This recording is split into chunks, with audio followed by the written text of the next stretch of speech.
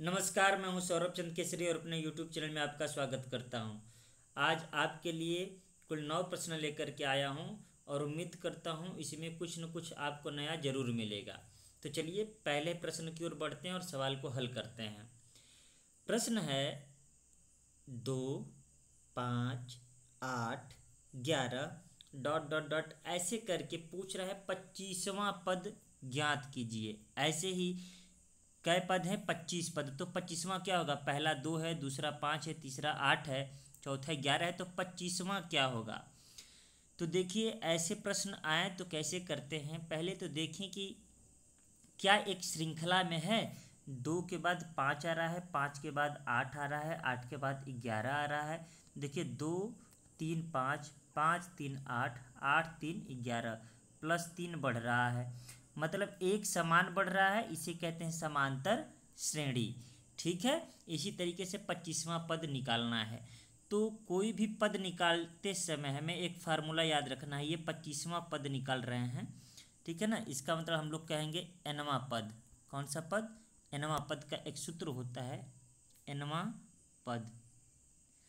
ठीक है, तो इसका मतलब हम लोग 25वां पद निकाल रहे हैं। तो ये ए प्लस n-1 इंटू डी। ये ए क्या है? तो आप कहेंगे ये पहला पद है। ये कौन सा पद है? पहला पद। इसमें क्या है? तो 2 है। n क्या है? कौन सा पद पूछ रहा है? 25वां पद। तो n बराबर उस 25 को बोल रहा है। d क्या होता है? इनमें एक समान क्या अंतर आ रहा है? तो 3 का अंतर आ रहा है। बस यहीं पर भर दीजिए। पहले पद में 2 लिखेंगे प्लस n के जगह क्या लिखेंगे? 25। क्यों 25 लिखेंगे? क्योंकि 25वां पद पूछ रहा है। -1 और d के जगह क्या लिखेंगे? तो गुणते 3। क्यों? क्योंकि 3 का अंतर आ रहा है। बस इसी को हल कर दीजिए। 2 प्लस यहाँ पर क्या हो जाएगा? 24 गुणते 3। तो क्या होगा? 24 तियाँ 72। अब 72 दू 74। तो ऑप्शन नंबर कौन सा सही है आपके लिए? Option number C. उम्मीद करता हूँ समझ में आया होगा। और ये आपको याद रखना है, लिख लीजिएगा। एनवां पद कोई भी पद पूछे तो a plus n-1 into D. D क्या है? अंतर होता है उस श्रेणी में। n क्या है? उस पद को पूछ रहा कह रहा है। और a क्या है? पहला पद है। ठीक है ना, मैं यहाँ पर आपको लिख दिया हूँ। तो नेक्स्ट प्रश्न की ओर बढ़ते हैं। नेक्स्ट प्रश्न है श्रृंखला 3, 8, 13, 18 में 38 पदों, मतलब ये पद है, पदों का योग ज्ञात कीजिए। तो पदों का योग ज्ञात करना है, ठीक है ना। तो आप बताइए, इसमें पदों का योग का भी एक फार्मूला होता है और इम्पॉर्टेंट है, इसको आपको याद रखना है। पदों का योग मतलब SN अगर लिख दूं तो n पदों का योग n/2। ठीक है ना। n क्या है? कुल पदों की संख्या। 38 पद हैं। फिर क्या कहते हैं? 2 गुणते a, 2a plus n-1 into D. बस इसी में आप फिल कर दीजिए। कुल पद कितने हैं? तो कहेंगे 38 पद है। 38 में 2 से भाग करना है। 2 गुणे पहला पद कितना है? तो आप बताएंगे 3 है। दिख रहा है ये पहला पद? 3 दिख रहा है ना। फिर क्या n 38 है ना। 38 पद का योग कह रहा है -1। और डी का वैल्यू कितना है? तो 5 3 8, 5 है। देखिए 3 में 5 जोड़ेंगे 8, 8 में 5 जोड़ेंगे 13, 13 में 5 जोड़ेंगे 18। ऐसे करके 38 पदों तक गया है। तो इसको हल करेंगे तो 19 आ जाएगा। ठीक है ना। फिर उसके बाद में 2 तियाँ 6 प्लस यहाँ पर 37 गुणते 5। अब कितना आ जाएगा? 37 पंजे कितना होगा? तो 3 पंजे 15, अब 7 पचे 35, 185। ठीक है। देखिए 5 7 35 मैं यहाँ गुणा कर दे रहा हूँ, इसका गुणा यहाँ पर कर रहा हूँ। ठीक है ना। 5 7 35 को 5, 5 तियाँ 15, 3 18 प्लस 6। ठीक है ना, गुणते 19। तो अब करेंगे तो 185 में करेंगे तो 191 आ जाएगा। 19 गुणते 191। ठीक है ना। तो 19 एकम 19। ठीक। 19 नवा 171, 1 72, 19 एकम 19 17 3629। या तो ऑप्शन ही बिल्कुल गड़बड़ दे दिया है हमने। तो ऑप्शन एकदम बिल्कुल चारों का चारों गड़बड़ है, ध्यान नहीं दिए हैं। तो 3629 योगफल आएगा। देखिए मैंने यहाँ तक तो साफ साफ दिख रहा है, इसको बस हल कर लीजिएगा और ये फार्मूला आपको याद रख लीजिएगा। ये किसका है? तो योग का है, ठीक है ना। अब नेक्स्ट प्रश्न की ओर बढ़ते हैं। देखिए यहाँ तक अगर आपने हल कर लिया है तो गुणा करने में कोई दिक्कत नहीं, ऑप्शन हमने गलती दे दिया था, ये योग निकाल रहे हैं हम लोग, ठीक है। कोई भी ऐसा प्रश्न है आप लोग कर लीजिएगा। नेक्स्ट प्रश्न की ओर बढ़ते हैं। फिर से श्रृंखला वाला ही, हमने जानबूझ करके श्रृंखला का 3 प्रश्न लिया कि आपका जो है जितने भी प्रकार के प्रश्न बनेंगे इन्हीं से बन जाएंगे, कर ले जाएंगे आप। 72, 63, 54 ऐसे करते करते जाएंगे तो कौन सा पद शून्य होगा? तो देखिए यहाँ पर कितना है, 72 फिर 63 फिर 54 ऐसे करके घट रहा है। तो कितना घट रहा है? 9, -9 हो रहा है, -9। तो ये 9 क्या है? डी का वैल्यू है। -9 क्या है? डी का वैल्यू है। और ये 72 क्या है? ए का वैल्यू है, ठीक है ना। अब पता है नहीं कौन सा पद शून्य होगा, तो मतलब ये जो nवां पद है, nवां पद ये शून्य होना चाहिए, यही तो बोल रहा है nवां पद। तो हम लोग a plus n-1 into D यही लगाए थे। तो हम मान ले यहाँ का कह रहा है शून्य कौन सा होगा, nवां पद शून्य लिख रहा हूँ मैं। a का वैल्यू कितना है? तो आप कहेंगे 72 पहला पद है, प्लस ये तो पता ही नहीं है n-1, n तो पता नहीं ना, कौन सा पद ही पूछ रहा है। और d का वैल्यू कितना है? -9, ये तो पता है। ये प्लस है, इधर आएगा तो क्या होगा? तो -72 हो जाएगा, बराबर n-1 इंटू माइनस डी है इंटू -9, ठीक है ना। तो 9 8 72, 8 12 में कट गया ना, तो n-1 बराबर 8। अब देखिए n बराबर क्या हो गया? 8, और ये माइनस इधर जाएगा तो क्या हो जाएगा? +1। तो n बराबर 9, ये हो गया आंसर। 9वां पद इसका क्या होगा? शून्य होगा। उम्मीद करता हूँ ये भी प्रश्न समझ में आया होगा। नेक्स्ट प्रश्न की ओर बढ़ते हैं। अब देखिए ये प्रश्न काफ़ी अच्छा है। शून्यों की संख्या ज्ञात करना, इसमें कितने शून्य हैं? तो नंबर ऑफ जीरो जब हम लोग पढ़े हैं तो हम यह देखे हैं, उसको थियरी में हम पढ़ाए हैं, लेकिन फिर भी हम डायरेक्ट सवाल को करते हैं। तो यहाँ पर देखिए 10 पे घाते 1, तो यहाँ 1 जीरो दिख गया। 10 पे घाते 2, तो यहाँ पर 2 जीरो। 10 पे घाते 3, तो यहाँ पर 3 जीरो।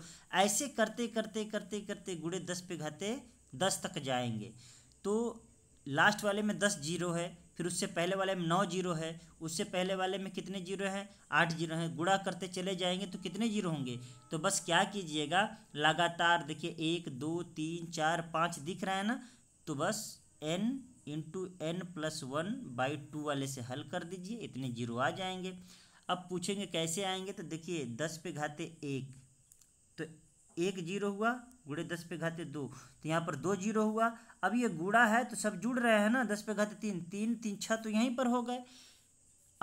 4 10, 5 15, ऐसे करके जोड़ेंगे 10 तक। इससे बढ़िया ये कर लीजिएगा, 10 गुणे 11/2, तो 5 12 में 11 5 55, 10 पे घाते कितना होगा? 55 होगा। उम्मीद करता हूँ ये भी प्रश्न समझ में आया होगा। नेक्स्ट प्रश्न की ओर बढ़ते हैं। ये मज़ेदार क्वेश्चन है, शून्यकों की संख्या ज्ञात कीजिए। तो इसमें कितने शून्य हैं इसको हल करते हैं, लेकिन पहले वीडियो पॉज करके इसको लगाइएगा और बताइएगा कि आप लोगों का आया था कि नहीं आंसर। तो यहाँ पर देखिए 8 पे घाते 123, 122, 121 है।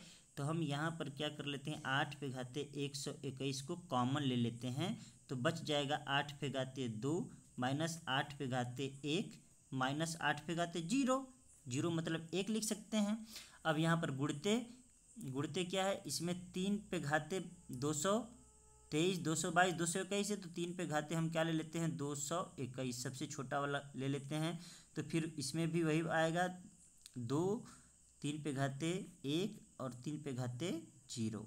तो हम क्या देखते हैं कि 8 पे घाते 121, यहाँ पर देखिए 8 8 64 हो जाएगा, और यहाँ पर 8 1 कम 8, और यहाँ पर ये किसी पे घात जो 0 होता है तो उसका वैल्यू 1 होता है। 8 1 9, मैं डायरेक्ट लिख दिया हूँ 9। उसी तरीके से गुणे 3 पे घाते 221, ये देखिए 3 3 9 है ना, 9, यहाँ पर 3 और 1 4। अब यहाँ पर देखेंगे आप, इस 8 का मतलब, इस 3 का मतलब कुछ है ही नहीं इसमें। यही देखिए, जीरो कैसे बनता है, 2 और गुणे 5 से बनता है जीरो, है कि नहीं, एक जीरो आ गया कि नहीं। तो यहाँ पर मैं देखूंगा तो यहाँ पर 55 आ रहा है, और यहाँ पर 8 पे घाते 121 है, और यहाँ पर देख रहा हूँ 3 पे घाते 221 है, इसके साथ साथ 5 आ रहा है। तो 1 5 यहाँ है, और 11 पंजे 55, 1 5 यहाँ मिल जाएगा। तो टोटल कितने 5 है, 2 5, तो शून्यों की संख्या कितनी हो जाएगी, 2। मैंने ऐसा क्यों किया, क्योंकि यहाँ पर 2 ढेर सारे हैं, और 1 2 1 5 से 1 जीरो बनेगा, 10 आ गया ना। 2 बार 2 हो और 1 5 हो तो भी एक ही जीरो बनेगा। तो 2 और 5 में जिसकी संख्या कम हो उतने ही जीरो बनते हैं। तो यहाँ पर 2 तो ढेर सारे हैं, 8 में तो 2 3 बार है, और घाते 121 है। यहाँ पर 5 कितनी बार है, एक बार यहाँ है, और 55 को हम क्या लिखते हैं, 11 गुणे 5, 11 5 55, 1 5 यहाँ है तो 2 5 है तो 2 जीरो। उम्मीद करता हूँ ये भी समझ में आया होगा। नेक्स्ट प्रश्न की ओर बढ़ते हैं। इस सवाल का क्या आंसर होगा, बहुत लोग देखते ही टिक कर दिए होंगे, 13 बिल्कुल सही किए हैं। जब ऐसे प्रश्न आए और अनंत तक आए, गुणे के रूप में हो, तो डायरेक्ट वही आंसर होता है, परंतु जब यह अनंत ना हो तो उसका आंसर अलग होता है, ठीक है ना। नेक्स्ट प्रश्न की ओर बढ़ते हैं। ऐसा प्रश्न आए तो कर लीजिएगा। अब देखिए, यदि x बराबर इतना हो तो इसका मान क्या है, तो इसका आंसर क्या हो जाएगा, 5। देखिए, बेसिक से नहीं हल कर रहा हूँ, बेसिक से आप हल कर लीजिएगा। हमें ऐसे सवालों को देखना है कि अगर यहाँ पर करड़ी घात 3 हो, करड़ी घात कितना हो, 3 हो, और यहाँ पर इसका ठीक स्क्वायर हो। देखिए, 5 का स्क्वायर कितना होता है, 25 होता है कि नहीं है। तो इसका स्क्वायर हो तो यही वाला आंसर हो जाता है, ठीक है ना। अब जैसे कि अगर मैं एक प्रश्न आपके लिए बना दूं, तो देखिए, जैसे कि यहाँ पर 4 हो गया, यहाँ पर करड़ी घात 3, और यहाँ पर हमने कर दिया 16, यहाँ पर क्या कर दिया, 4 कर दिया, फिर यहाँ पर हमने क्या कर दिया, करड़ी घात 3, यहाँ पर कर दिया 16। कुछ इसी प्रकार से ये अनंत तक है, तो इसका आंसर भी क्या हो जाएगा, 4 हो जाएगा। उम्मीद करता हूँ समझ में आ गया होगा। नेक्स्ट प्रश्न की ओर बढ़ते हैं। यदि इतना तो a गुणे बी गुणे सी गुणे डी बराबर क्या होगा। ऐसा प्रश्न मैं पढ़ा चुका हूँ, बस ये इसलिए प्रश्न लाए हूँ कि देखता हूँ कितने लोगों के माइंड में अभी तक ये सवाल है, नहीं है तो रिवीजन हो जाएगा। तो ऐसे सवाल को हल करने का तरीका एकदम आसान है, मौसा निकालने जैसा। इस 60 में 17 से भाग दीजिए, तो 17 तियाँ कितना हो गया, 51, ठीक है ना। यहाँ पर कितना बचेगा, 9। इस 9 से 17 में भाग दीजिए, 9 एक कम 9, 8 बचेगा। इस 8 से 9 में भाग दीजिए, 9 एक कम, अरे 8 एक कम 8, एक बचा। अब इस 1 से 8 में भाग दीजिए तो 1 8 8, ठीक है ना। इस तरीके से कट गया। अब ये देखिए, ये a का वैल्यू है, ये b है, ये c है, ये d है। तो a का वैल्यू कितना है, 3, गुणे b का वैल्यू 1, गुणे c का वैल्यू 1, और d का वैल्यू 8, 8 तरीके 24। उम्मीद करता हूँ ऐसे प्रश्न आप उड़ा देंगे, ठीक है। नेक्स्ट प्रश्न की ओर बढ़ते हैं। अंतिम प्रश्न है आज का हम लोगों का। इस तरीके का पैटर्न अगर हो तो आपको याद रखना है कि 1 बटे अंतर, इन दोनों में अंतर कितना का है, अंतर, ठीक है ना। ये फार्मूला याद रखिएगा, पहला पद, ठीक है ना, माइनस अंतिम पद, अंतिम, ठीक है ना। तो पहला पद क्या है, 3 है, अंतिम पद क्या है, 21। तो अंतर क्या है, 3 2 5, 5 2 7, 7 2 9, तो 1 बटे 2 लिखिए। पहला पद 1 बटे 3 माइनस 1 बटे 21। अब इसको हल कर दीजिए, हल करेंगे तो क्या प्राप्त होगा, 1 बटे 2, 21 है तो ऊपर नीचे दोनों में 7 से मैं गुणा कर दे रहा हूँ ताकि बराबर हो जाएगा। तो यहाँ पर 7 माइनस 1 बटे 21। अब यहाँ पर क्या हो जाएगा, 1 बटे 2 गुणे 6 बटे 21, ठीक है ना। 2 तियाँ 6, 3 7 21, तो उत्तर आएगा 1 बटे 7, यही हो जाएगा आंसर, ठीक है। अब देखिए, कैलकुलेशन में कहीं गड़बड़ होगा तो भी बता दिया कीजिएगा कि नहीं सर आपसे गड़बड़ हो गया है। मैं तो अपने हिसाब से सही करता हूँ, कैलकुलेशन में कभी कभी हो सकता है गड़बड़ हो जाए, लेकिन उम्मीद करता हूँ ये प्रश्न आपको समझ में आया होगा। ऐसे ही प्रश्न अगर आते हैं तो आपको हल करना पड़ेगा। जैसे कि एक और इसी में बता देता हूँ कि अगर ऐसे सवाल आ जाए आपके लिए 1/2 गुणे 3 गुणे 4 प्लस 1/3 गुणे 4 गुणे 5 प्लस 1/4 गुणे 5 गुणे 6, ऐसे करके ही डट डट डट जितना भी रहे। तो अब पहला पद ये हो जाएगा, ठीक है ना। अंतर इन दोनों का होगा तो 1/, जो अंतर लिखते हैं तो 4 - 2 होगा। पहला पद क्या होगा, 1/2 3 6। ये देखिए इस तरीके से हल करते हैं, माइनस अंतिम पद ये हो जाएगा। अगर ऐसे करके आए तो आपको ध्यान रखना है कि ऐसे ही हल करना है। उसमें तो 2 2 था बस, इसमें 3 3 का पेयर बन रहा है। तो अंतर समझ में आ रहा है ना कैसे होगा, इस तरीके से होगा। चलिए आज मैं बहुत फास्ट हल किया हूँ और उम्मीद भी करूँगा कि आप लोगों को समझ में आया होगा। तो चलिए मिलते हैं नेक्स्ट वीडियो में, तब तक के लिए नमस्कार।